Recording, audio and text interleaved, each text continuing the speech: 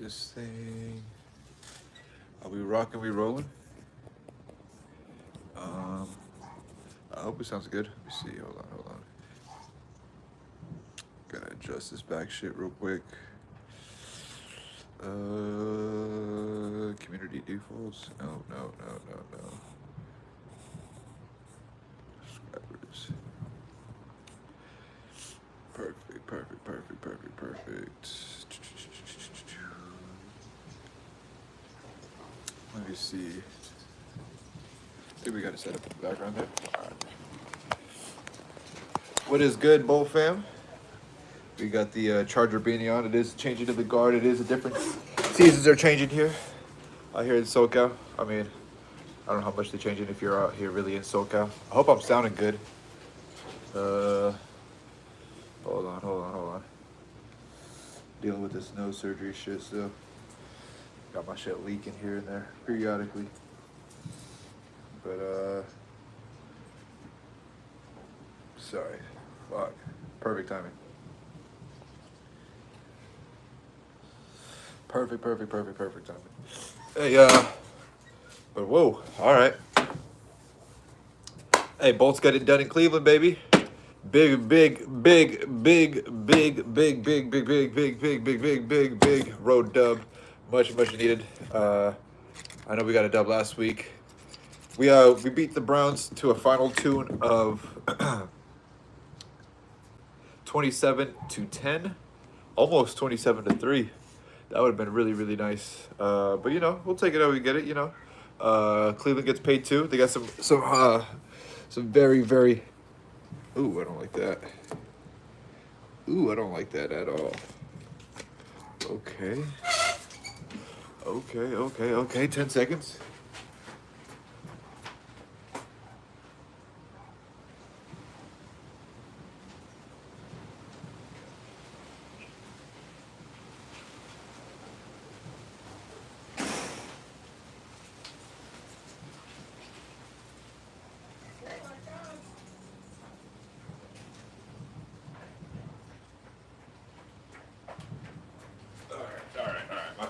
My fault.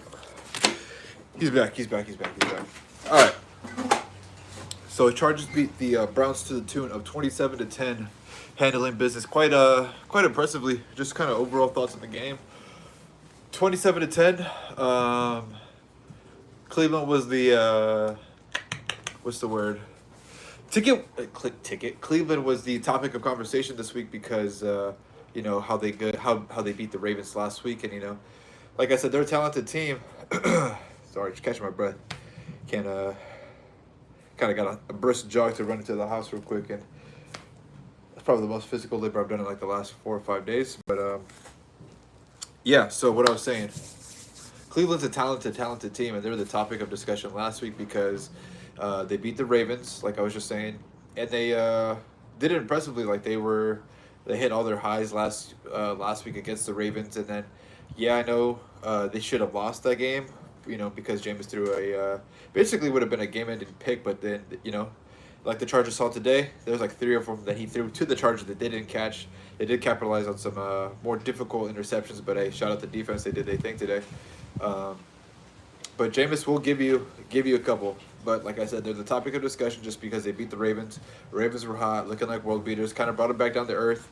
And then, I mean, look at the Ravens again. They went into, I think Denver went to Baltimore and beat the brakes off of them. So Baltimore's a good team. Chargers are going to see them up coming up pretty soon. But that being said, so Cleveland was hot. Chargers were rolling. They steamrolled the Saints previously, and everyone's like, oh, but they play bad quarterbacks. Hey, Jameis was a former number 1 overall pick, baby, and yeah, he throws picks, and he's the first person in NFL history to have a 30 for 30, and you could see why. Like last week, you saw why he had the 30 touchdowns, and this week you saw why he has the 30 interceptions as well. And he honestly almost had a 4th turnover with a fumble from Khalil Mack, and let's jump into that real quick. You know, as we're talking overall about the game, you got to start with Khalil Mack and the defense. Khalil Mack and Joey Bosa.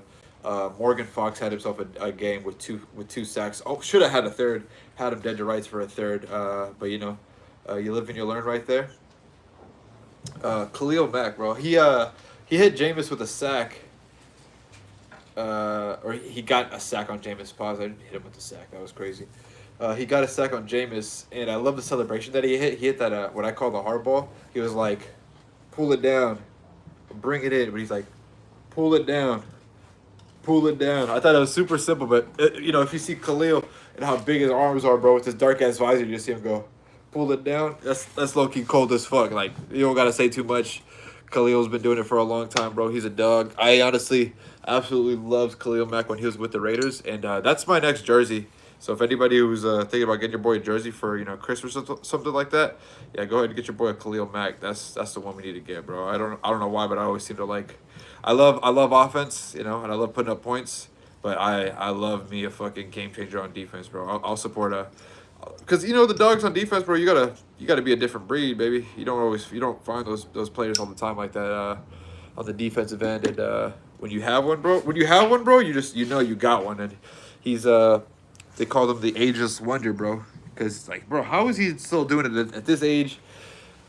Fucking still steamrolling people, still bullying people. Whenever he wants it, whenever he want to do something, he's gonna do it. And that's the craziest shit, bro.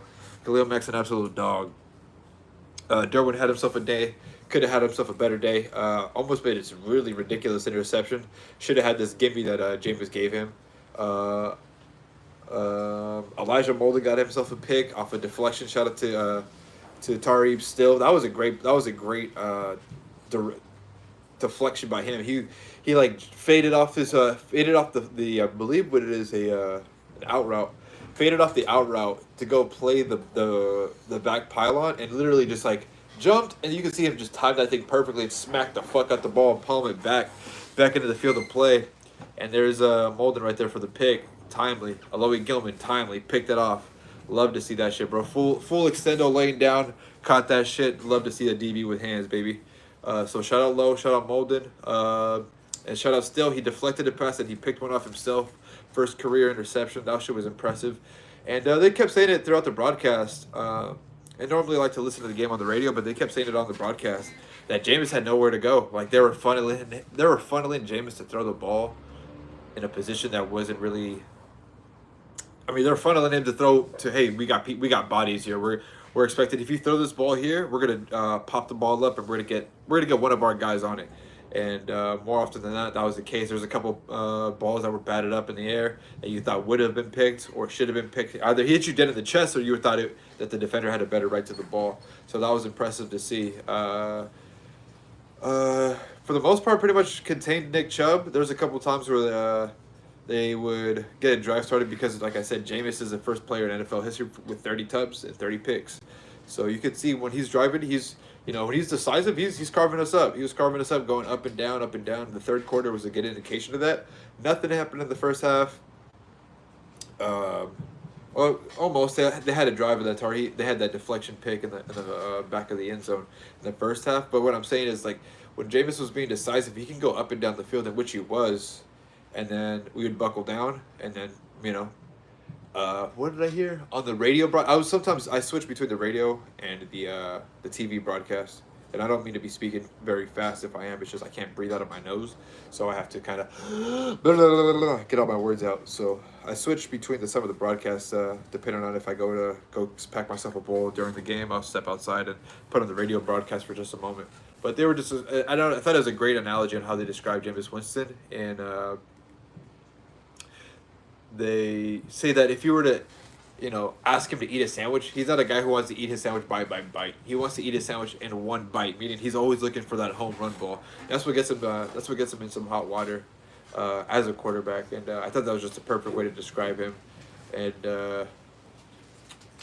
let's see, that's the defensive side. Pretty just dominant, man. Almost held up for 8 quarters without giving a single touchdown up, which is gonna be super impressive. I don't think I've seen that in back-to-back games as a Charger fan, let alone a season. We're going to week 9? We're going into week 9, I believe. Chargers are 5-3, 8, and a bye. So I believe week 9, yeah. I don't think I've seen a defensive performance like this from a team that I support, like, through this many weeks. Usually it would have been an anomaly for 1 week or whatever, but no, we held the Saints, no touchdowns, 2 field goals and a safety. The Browns, a field goal and a touchdown, but it's like, and shout out to the Browns for that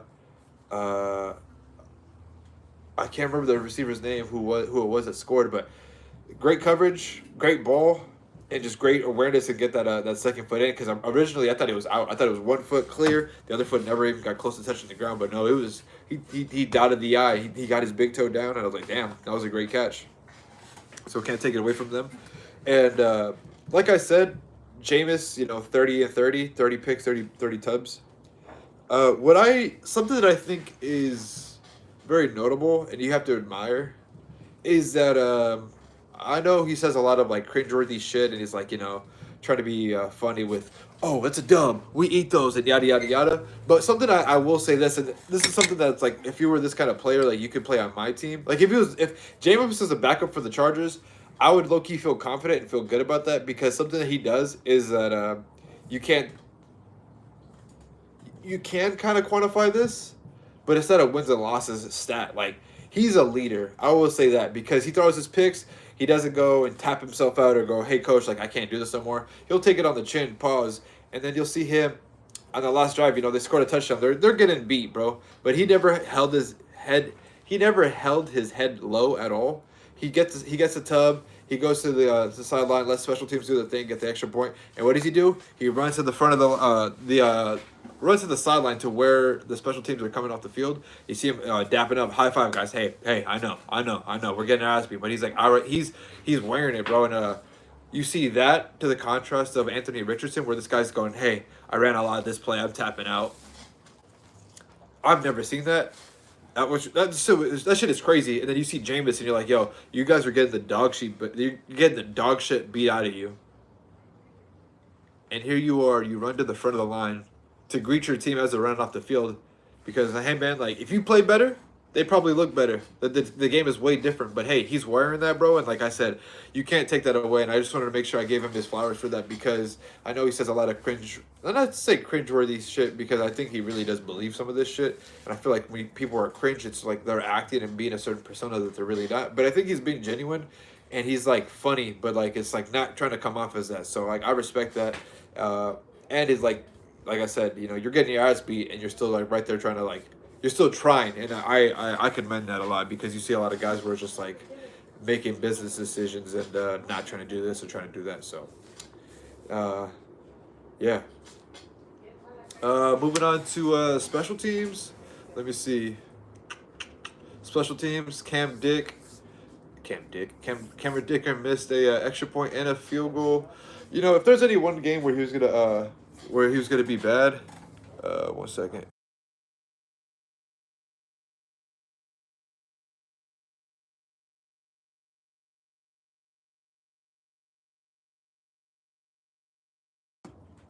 Sorry about that.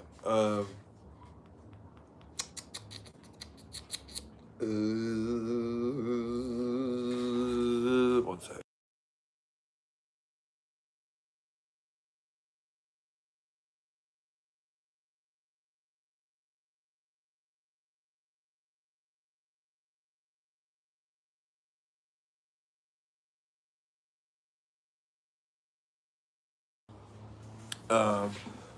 What am I doing? What am I doing? Victory! Shout out Matt Money Smith, baby.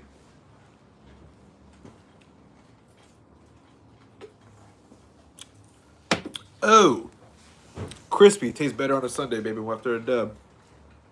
The reason I say shout out Matt Money Smith is because these streams, these post game like fandom speeches or breakdowns, is kind of what he does, and I kind of was like, you know what?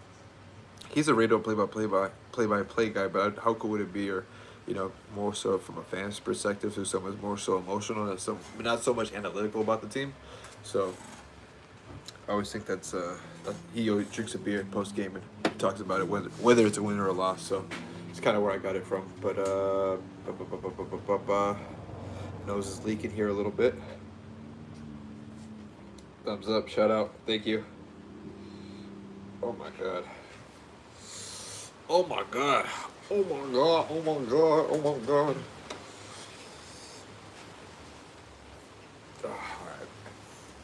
Alright. Yes, but yeah.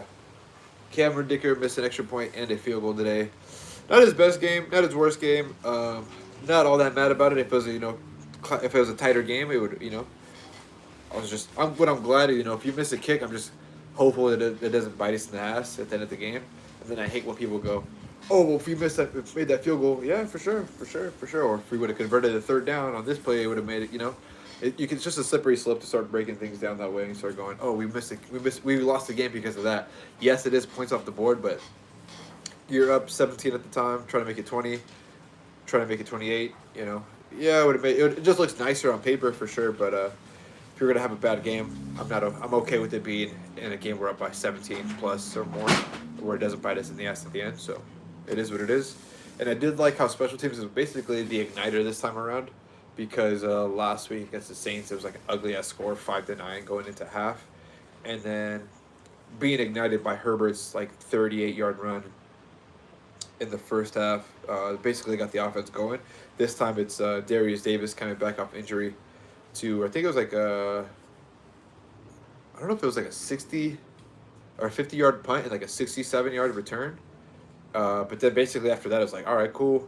Busted coverage. Busted coverage. Here comes mother freaking Josh Palmer, first touchdown of the year. And then sticking back on special teams, Cameron Dicker was hitting this squib kick that was like pinning Cleveland back deep and then forcing them to take it out, but then like giving us favorable field advantage. And that was really cool to see that new rule, kind of seeing how people are starting to play with it 9 weeks in.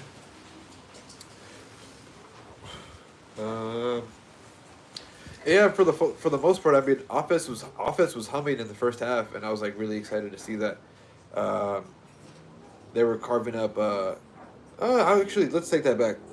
They were, like I said earlier in this video or the stream, that Cleveland gets paid as well. And what I mean by that is you saw Myles Garrett, 3 different plays, 3 different sacks, and you know what's crazy? They were all in succession. Third down or second down, third down, next drive, first down, sack.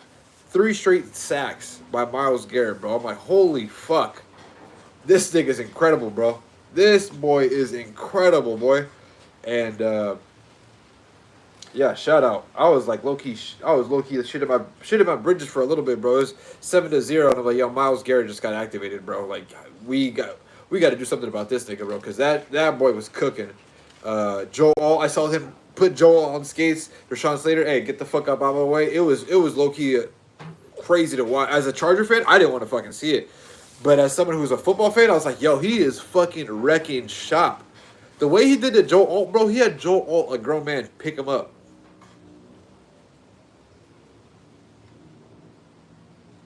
I love Joe Alt, bro. Control Alt Delete, that's my nigga, bro. But god damn, I was scared for our life right there, bro, because I was like, yo, it's first quarter, bro.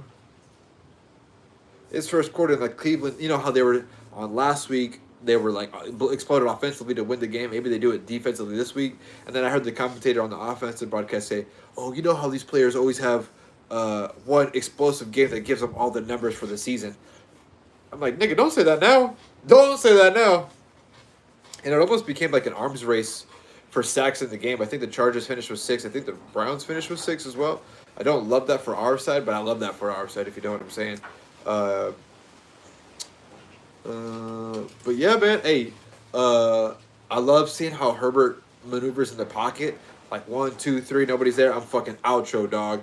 And I don't think he really rushed all that much today, but he was like, you know what? Hey, it's not there. I'm going. And I believe it was a drive. I can't remember what drive it was, but I think it was right before half. It could have been, where he's just going up and down the field, bro. He wanted whatever he wanted, he was getting. Started off the drive, play action, 20 yards, McConkey, perfect. Quentin, perfect. And shout out Quentin, bro. He had that same ball. That same ball last year, he dropped it against Green Bay. That same exact play where he's streaking around the sideline, wide open. This time he fucking catches it. I saw people say he bobbled it. Look, he catches it, confirmed it, and put that shit away. And I was like, yo, he did that weird thing with his arm. I don't know if he was trying to protect it and swipe the DB's arm or something from getting at him, but he looked a little, it's kind of weird. Josh Palmer got a tub. J.K. Dobbins got two tubs today. Tough running. You know that Browns D line is incredible, bro. Led by Myles Garrett. So, and the two runs by J.K. One of them was an easy breezy walk in. The other one it was It was like dancing in the backfield behind the line of scrimmage, cuts back and walks into the end zone. It's like 16 yards or something like that. And I was like, yo, shout out J.K. bro, because he runs hard, bro. He really does, and I'd love to see him get rewarded with 2 touchdowns right there. So what is that in total? 4 touchdowns for the offense. Missed 4 points. Missed kicks that would have gave us 4 points additionally. So this really could have been 31. Yeah, 31 to 7. Excuse me, 31-10. Yeah, I'll give Cleveland that touchdown. I'd say they did earn that at the very end. I'm not take that away from them. So it could have been if Chargers handled business, it would have been 31-10. Offense was looking good, man. First half, and I have this weird thing that if they get up like 15 or like if it's a 3-possession game, they just look at offense really differently, which I don't really love because that third quarter seems to still be our Achilles heel. I don't really love how we play the third quarter at all, to be honest with you. I would check the numbers and imagine we're probably the worst team in the third quarter offensively. Offensively, that is. I mean, we didn't give up any points, but it's like I think we had -1 yard to Cleveland's like 107 in the third alone, and I don't love that. Because then we're like, all right, now we run. All right, now it's 3rd and 14. Herbert save us, and yeah, he did that today. But like, I just don't think that's a recipe for success and conclusive for winning games going future. Winning games going forward. I'm sorry. But that being said, man, I think we just dominated on all facets of the game. I really did like to see that once the game was out of hand, you could see the real big disparity and see how much Charger fans were actually there in the game. So I was like, yo, the Bolt fan was there, and I'm not sure the fan's name, but he looks like Thanos. It's a black dude, and he's in a what looks like a lightning. It looks like a superhero, to be honest with you. So I don't know if he's Thanos. He could be Thanos. I don't know if that is. If that's the case, bro, shout out to that guy because that's like the 3rd time I've seen him in an away game where he's there. I saw him in Arizona, seen him in Cleveland. So he looks like he's actually out there doing it, bro, living my dream. So that's pretty awesome. And then next week, the Titans game, Chargers-Titans, November 10th. This post-game update might be a little late because I will be at that game. November 10th, I'll be at that game. So I'll make sure I throw my fours up. Debating on what jersey I'm going to wear. If I'm going to go with the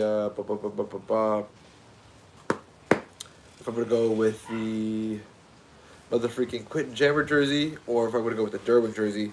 I would love to actually pick up another one if I'm being 100%. I'd love to pick up another one. That would be really, really dope. But yeah, that's gonna do it for this boat breakdown from your boy K Smith. Be on the lookout here and maybe a live at 5 situation here, and be on the sticks here. I'm not really sure what game I'm gonna stream today.